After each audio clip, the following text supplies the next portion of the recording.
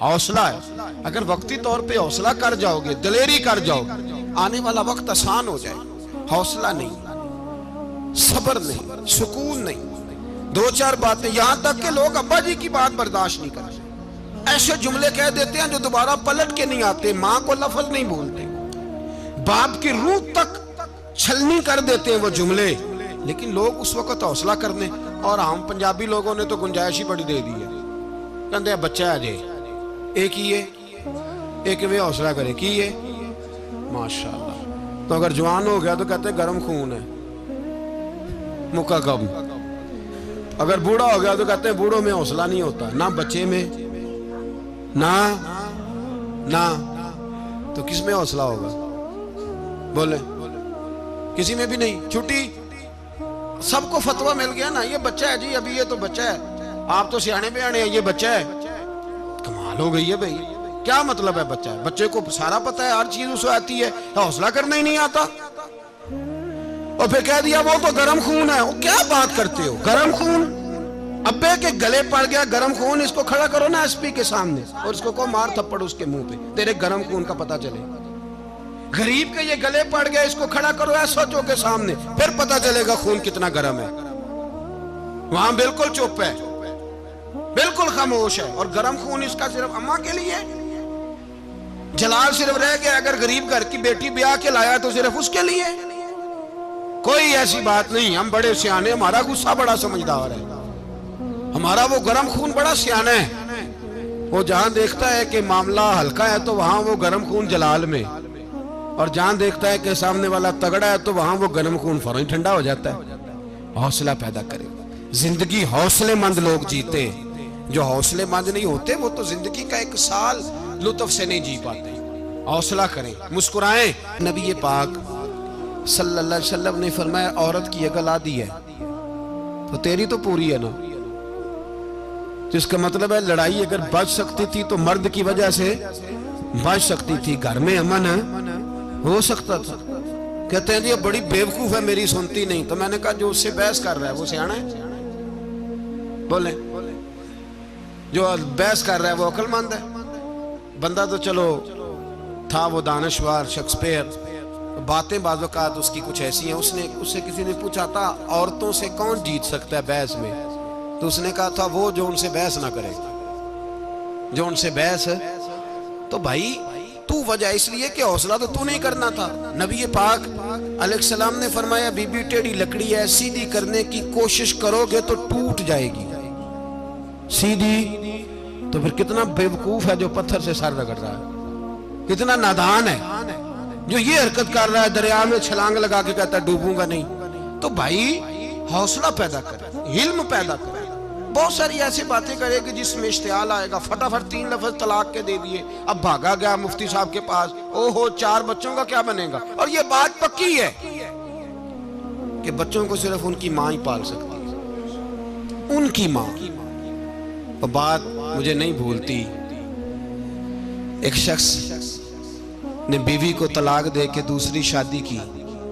اس کا بیٹا تھا 10 سال کا. تو اس نے اپنے بیٹے سے کہا کہ بیٹے بتا پرانی اماں صحیح تھی یا یہ صحیح ہے؟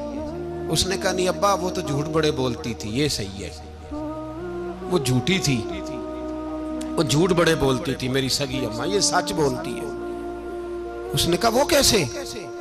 کہنے لگا اس لیے کہ میں کوئی شرارت کرتا تھا تو میری سگی اماں مجھے تھپڑ مارتی تھی, وہ کہتی تھی تجھے روٹی نہیں دے رہی, جا دوڑ جا گھر سے.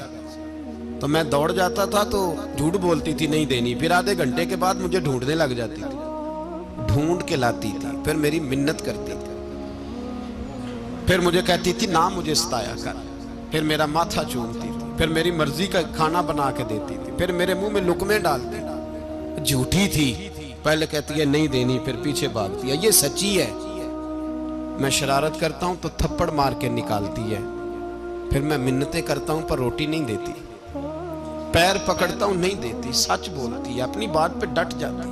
او بھائی بچے اس کی ماں ہی پال سکتی ہے. تو نے 3 جملے کہتے سوچا ہی نہیں, تیرا کا گیا تو یہ تو نئی بیوی ملے گی, اور اس کا بھی کیا گیا, اس کو بھی شاید شوہر مل جائے.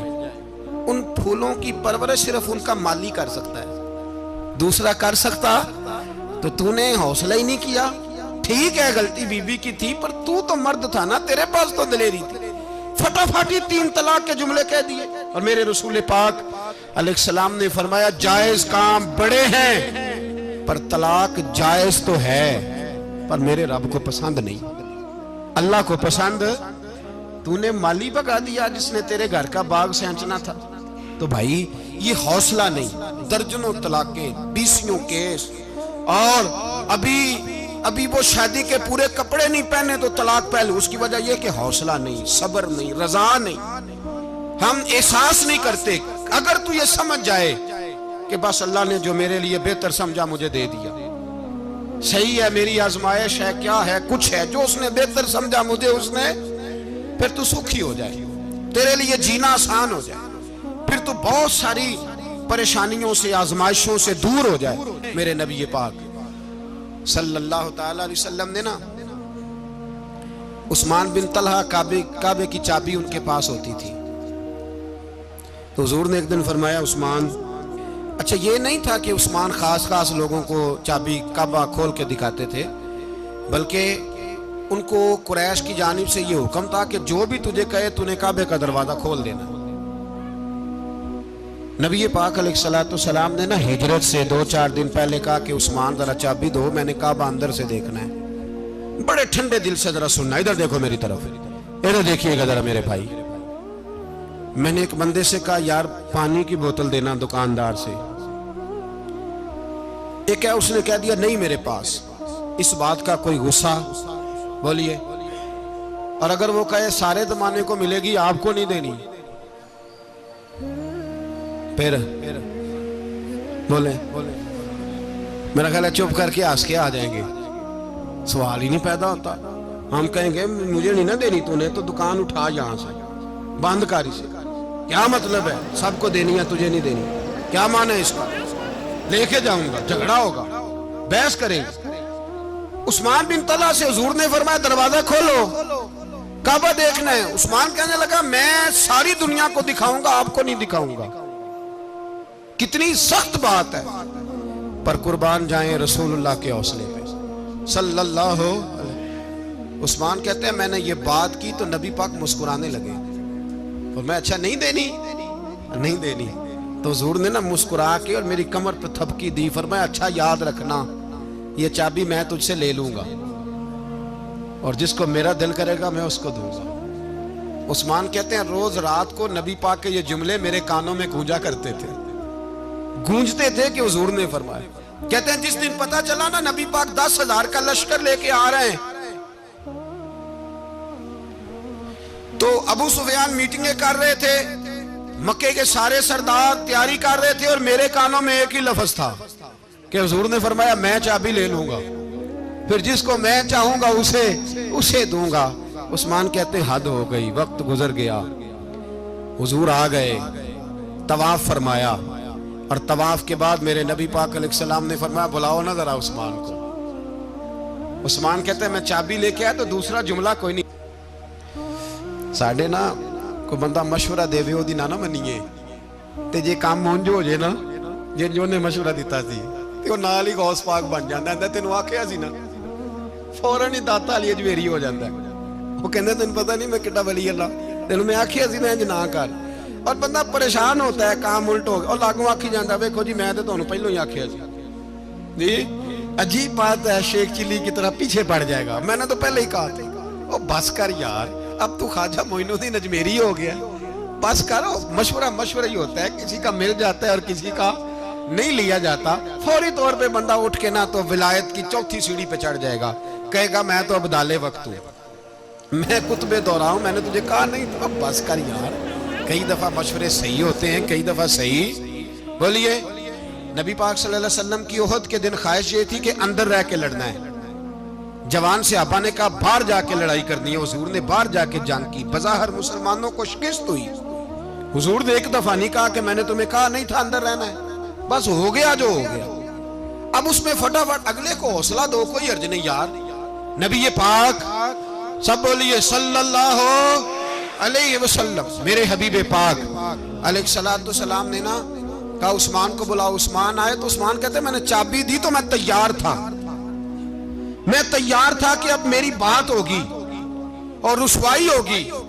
لیکن کہتے ہیں قربان جائیں مصطفیٰ نے تو یہ جملہ بھی نہیں کہا کہ میں نے تجھے کہا نہیں تھا, یہ بھی نہیں کہا. حضور نے چابی لی, کعبے کے بت صاف کیے, نماز پڑھی, واپس آئے. فرمایا عثمان میرا وعدہ تھا تیرے ساتھ کہ جس کو میں چاہوں گا چابی دوں گا, یہ لو چابی میں تجھے ہی دینا چاہتا ہوں, لے لو رکھ لو. عثمان کہتے ہیں وہ چابی نہیں میرے طرف آ رہی تھی, میری طرف ایمان آ رہا تھا. وہ چابی نہیں آ رہی, ایمان آ رہا تھا میری جانب. کہتے ہیں میرے ہاتھوں میں چابی آئی اور میری زبان پہ کلمہ توحید جاری ہو گئی.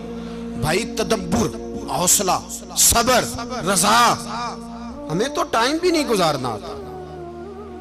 گھر کا ماحول, گھر کے اندر رہ کے لوگ دکھی ہیں, اس لیے کہ ہماری طبیعتوں میں حوصلہ نہیں, ایک منٹ کے لیے نہیں, ایک سیکنڈ کے لیے بھی ہم یہ برداشت نہیں کرتے کہ چلو تھوڑا انتظار کریں, وقت کو دیکھیں, موقع کو دیکھیں.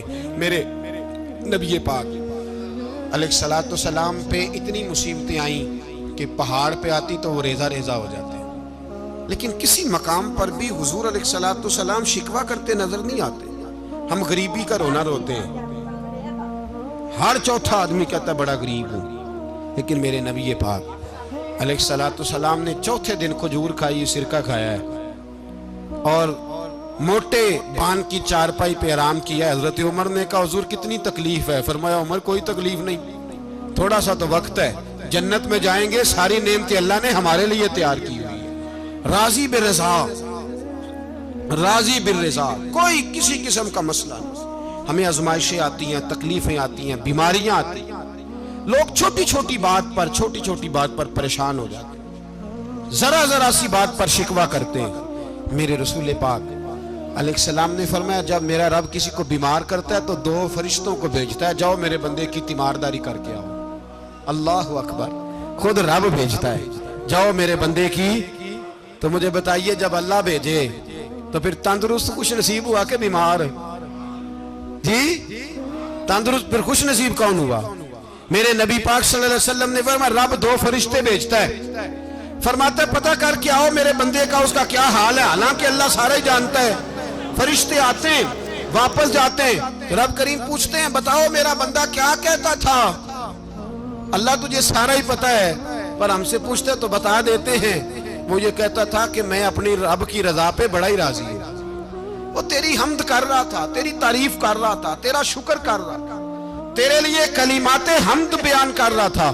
تو میرے نبی پاک علیہ السلام فرماتے ہیں, اللہ فرشتوں سے فرماتا ہے سنو پھر اگر میں اپنے بندے کو اس بیماری میں شفا دوں گا تو اس تندرستی سے زیادہ اچھی تندرستی دوں گا جو پہلے اسے عطا کی ہوئی تھی, پہلے سے اچھی صحت دوں گا.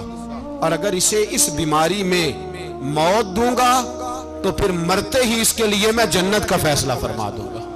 بھائی جب تو راضی بالرضا رہتا ہے, راضی بالرضا, بڑی سادی سی بات ہے بھائی. آپ گھر گئے روٹی مانگی تو اگر کسی نے کہا نا کہ اتنی تھکاوٹ ہے ٹائم پہ آیا کریں اس وقت, تو روٹی تو وہ بھی مل گئی, پر اس میں لذت, وہ سکون نہیں, وہ سکون نہیں. میری اماں جی سالن پکا کے رکھ لیتی تھی تو روٹی جب بھی کوئی مانگتا تھا تو تازی بنا کے دیتی تھی, ان کی طبیعت تھی. تو میں اکثر ان سے کہتا کہ اماں جی پکا کے رکھ دیا کرو. تو کہتے تمہیں خوشی نہیں ہوتی جب تمہاری اماں تازی پکا کے دیتی ہے؟ خوشی ہوتی ہے, طبیعت میں خوشی ہوتی ہے. ان کا مزاج تھا, ذوق تھا, تو ہم سمجھتے تھے یار یہ بڑی سعادت کی بات. تو آپ گھر گئے رات کو تو گھر والوں سے کہا روٹی, تو فوراً اٹھے, فوراً, اور انہوں نے کھانا تازہ بنایا اور ساتھ یہ بھی کہا باہر سے نہ کھایا کرے بندہ بیمار ہو جاتا ہے. کتنی ٹھنڈک پہنچتی ہے آدمی کے دل کو, سکون ملتا. تو بھائی بیماری تو آپ نے کاٹ لی, لیکن ساتھ کہو ہو بڑا بیمار ہوں, میں نے تو اتنے گناہ بھی نہیں کیے, ظلم بھی نہیں کیا, کسی کو کچھ بھی. اب بیماری تب بھی کٹ گئی, پر بڑی آزمائش, مریض ڈاکٹر کے گلے پڑ رہا, اس کے لواحقین جھگڑے کر رہے, بیماری وہ بھی کٹ گئی. اور ایک بیمار وہ ہے جو چارپائی پہ لیٹا ہے اور کہتا ہے جس طرح میرا اللہ راضی اسی طرح میں بھی راضی.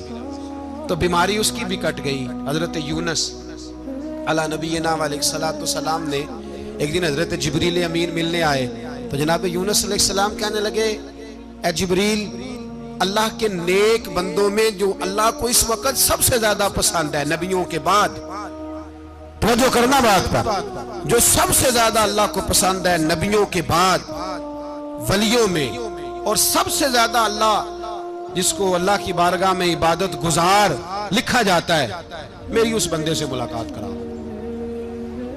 تو حضرت جبریل نے جناب یونس علیہ السلام کو ساتھ لیا تو ایک شخص کے پاس پہنچے جو آنکھوں سے اندھا تھا، دونوں ہاتھ اس کے سلامت نہیں تھے اور پورے جسم میں پیپ جاری تھی، ریشہ تھا۔ جب جا کے السلام علیکم کہا نا حضرت یونس نے، اس نے وعلیکم السلام کے بعد پہلا لفظ پتہ کیا کہا؟ اس نے کہا یا اللہ تیرا شکر ہے، یا اللہ تیرا، آپ بھی ادا کریں اللہ کا شکر، یا اللہ تیرا، اللہ تیرا شکر ہے۔ تو حضرت یونس علیہ السلام کہنے لگے تو شروع سے اس طرح کا ہے، نابینا بھی اور ہاتھوں سے معذور بھی اور سارا جسم شروع سے؟ تو بڑے ہی خوبصورت لفظ اس بیمار نے کہے، کہنے لگے نہیں حضور میں بالکل ٹھیک ٹھاک تھا، جب تک میرے رب نے چاہا کہ یہ دنیا کو دیکھے تو تب تک اس نے مجھے آنکھیں دی، اور جب اس نے چاہا کہ اب اس کا دیکھنا بہتر نہیں تو اس نے واپس لے لی۔ تو یا اللہ تیرا شکر ہے، اللہ تیرا شکر ہے۔ پھر کہا جب تک اس نے چاہا کہ میرے ہاتھ رہے تب تک رہے، جب اس نے چاہا کہ میرے لیے بہتر نہیں تو اس نے لے لیے، تو یا اللہ تیرا شکر ہے۔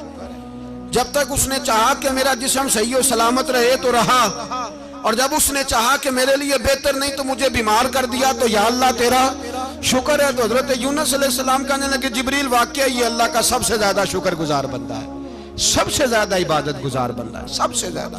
میرے نبی پاک علیہ السلام نے فرمایا میرا مومن ہر حال میں ہی نفع میں ہے، نعمت ملے تو شکر کر کے نفع، مصیبت آئے تو صبر کر کے نفع، اپنی زندگی میں تحمل، بردباری، علم پیدا کرے، حوصلہ پیدا کرے۔ ہر آنے جانے والے شخص کے مزاج کے مطابق اسے نہ ملے، اپنا مزاج صحیح رکھیں، اپنی طبیعت کے مطابق اپنے ماحول کو برقرار رکھیں۔ علم کے ساتھ گزارا کرو گے تو رشتہ داروں سے بھی بنی رہے گی، دوستوں سے بھی بنی رہے گی، ہر ایک سے تعلق رہے گا۔ اور اگر آپ کے اندر یہ حوصلہ نہیں تو پھر سارے معاملات پریشانی کا شکار ہو جائیں گے۔ اللہ ہمیں سمجھنے کی توفیق عطا فرمائے۔ آخر دعوانا